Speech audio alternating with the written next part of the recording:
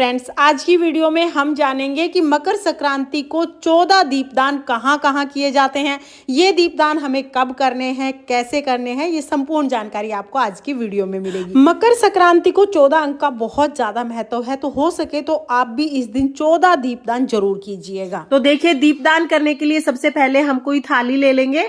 आप कोई भी बड़ा पात्र ले सकते हैं जिसमें 14 इस तरह के मिट्टी के दिए आप रख लेंगे। देखिए, दिए हमें नए लेने हैं, आपको एक बार यूज किया हुआ दिया नहीं लेना है, बिल्कुल कोरे दिए होने चाहिए। आप मिट्टी के दिए ले सकते हैं 14, या फिर अगर आपकी आर्थिक स्थिति बहुत अच्छी है और आप पीतल के दिए दान करना चाहते हैं तो इस तरह के पीतल के या तांबे के या स्टील के किसी भी धातु के दिए आप ले सकते हैं। और अगर आपके पास ये दिए नहीं है, यानी आपके पास पीतल के दिए भी नहीं है और मिट्टी के भी नहीं है, तो फिर आप इस तरह से आटे के 14 दिए बना सकते हैं। आप इस तरह से देखिए, आटा गूंथ लीजिए, उसमें नमक नहीं डालना है हमें, मतलब बगैर नमक के आटे से आप ये 14 दिए बना लीजिए। इन दियों में या तो आप फूल बाती रख लीजिए या तो आप लंबी बाती रख लीजिए। जैसी भी बाती आप रखना चाहते हैं उस तरह की बाती आप सभी दियों में रख लेंगे। तो देखिए, इस तरह से सभी दियों में मैंने बाती रख ली है। इसके बाद इसमें हमें तेल डालना है। तो अगर आप तिल का तेल लेते हैं तो बहुत ही अच्छा है। तिल का तो दान बहुत विशेष माना जाता है मकर संक्रांति पर। इसके साथ ही आप सरसों का तेल भी ले सकते हैं या आप देसी घी भी ले सकते हैं। जैसी आपकी शक्ति हो उस हिसाब से आप इसमें तेल भर लें। उसके बाद देखिए, अगर आपने तिल का तेल भरा है फिर तो आपको तिल इसमें नहीं डालने हैं, लेकिन अगर आपने घी के दिए बनाए हैं या सरसों के तेल के दिए बनाए हैं तो आप उसमें थोड़े थोड़े तिल डाल लीजिए। तो देखिए, मैं यहाँ पर सफेद तिल डाल रही हूँ। आप सफेद तिल भी डाल सकते हैं और मकर संक्रांति पर काले तिल के दान का भी महत्व होता है, तो आप काले तिल भी डाल सकते हैं। जो भी तिल आपके पास अवेलेबल हो, आप ये जो दीपक बनाए हैं इनमें जरूर डाल लें। तो देखिए, सभी दीपकों में मैंने तेल डाल लिया है और मैंने यहाँ पर तिल डाल लिए हैं। इसके बाद हम सभी दीपक, जितने भी हमने दीपक बनाए हैं, सभी को तिलक कर देंगे। तो यहाँ पर मैं रोली से तिलक कर दूंगी।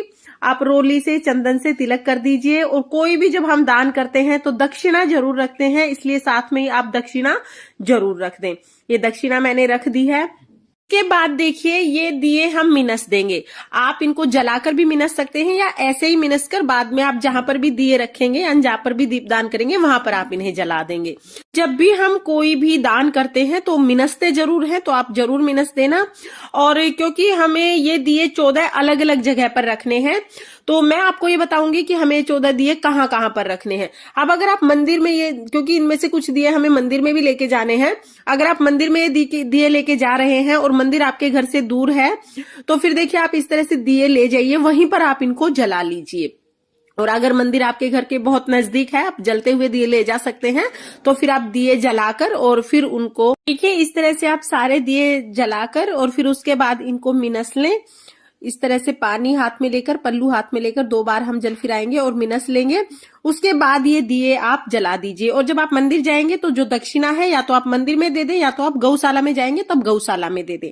अब मैं आपको बता देती हूँ कि ये दिए आपको कहाँ कहाँ पर रखने हैं। तो देखिए, सबसे पहला दिया तो हम लोग अपने घर के मंदिर में रखेंगे। जो हमारे ठाकुर जी हैं इनके सामने हम ये दिया रखेंगे। तो पहला दिया तो हमें अपने मंदिर में ही रखना है। इसके बाद दूसरा और तीसरा दिया हम घर के दोनों दरवाजों के कोलों पर रखेंगे। इसके बाद चौथा दिया हम तुलसा जी में रखेंगे। 5वां दिया हमें समी पेड़ के नीचे रखना है। 6ठा दिया हमें आंवले के पेड़ के नीचे रखना है। और देखिए, ये रखने के बाद हम लोग एक दिया नदी में जलाते हैं, तो घर में ही किसी बर्तन में थोड़ा गंगा जल डाल लें। उसके बाद हम इसे शुद्ध जल से भर लेंगे। इस तरह से एक छोटी सी नदी का रूप हम इसे दे देंगे। और ये कृत्रिम नदी हमने तैयार कर ली है अपना दीपदान करने के लिए। अगर आप नदी किनारे जा सकते हैं तो वहां पर आप एक दीपदान करके आए, और अगर नहीं जा सकते हैं तो घर पर ही आप इस तरह से नदी का दीपदान कर सकते हैं।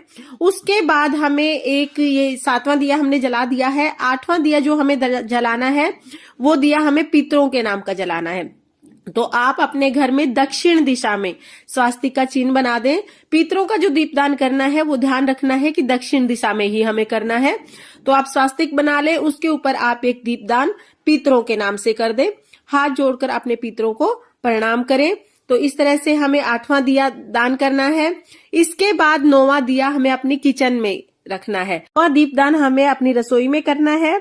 उसके बाद हमें 10वां दीपदान केले के पेड़ के नीचे करना है। अब हम चलते हैं मंदिर में, यानी कि हमें शिवालय में भी दीपदान करना है। तो शिव भगवान के मंदिर में आप दीपदान कर दें। 11वां दीपदान हम शिव भगवान के मंदिर में करेंगे। उसके बाद हम बड़ वृक्ष के नीचे, जिसे वट वृक्ष भी कहा जाता है, वट वृक्ष के नीचे एक दीपदान करेंगे। तो देखिए यहाँ पर आपको मंदिर में जब आप जाएंगे ना, तो ये सभी वृक्ष मिल जाएंगे, जैसे बड़ का, पीपल का, केले का, समी का, आंवले का, ये सभी पेड़ आपको एक ही मंदिर में मिल जाएंगे। इसके बाद एक दिया हम पीपल में जलाएंगे। तो ये 13 नंबर जो दिया था ये मैंने पीपल में जला दिया है। और आखिरी दिया यानी कि जो 14 नंबर दिया है मैं गौशाला में जला दूंगी। तो देखिए यहाँ पर गौशाला में मैं आ गई हूँ। यहाँ पर मैं दिया जला दूंगी। और दिया हमें बिल्कुल गाय के पास नहीं जलाना है, गाय से थोड़ा दूर जलाना है, ताकि गाय को कोई क्षति ना पहुंचे। अगर आप गौशाला नहीं जा पाते हैं तो आपके घर में ही जो आपके पास गौ माता की तस्वीर है या मूर्ति है, उसके सामने भी आप ये दिया जला सकते हैं। फ्रेंड्स, यहाँ पर मैंने मकर संक्रांति के दिन आपको ये 14 दिए कौन कौन सी जगह पर दान करने हैं वो 14 जगह दिखा दी हैं। आप अपनी सुविधा के अनुसार ये दीपदान कर सकते हैं। कि जो दिए आप मंदिर में दीपदान करके आएंगे या जो दीपदान आप पेड़ के नीचे करेंगे, वो दिए तो वहीं रह जाएंगे। लेकिन जो दीपदान आप घर में ही कर रहे हैं, वो दिए आप जलने के बाद उनका या तो भूमि विसर्जन कर दें या आप उनका किसी भी नदी में जल विसर्जन कर सकते हैं। ये थी मकर संक्रांति पर दीप दान करने की बहुत ही सरल विधि। अगर आपको ये विधि पसंद आई हो तो वीडियो को लाइक करें और चैनल को सब्सक्राइब करें। देखने के लिए बहुत बहुत धन्यवाद। राधे राधे।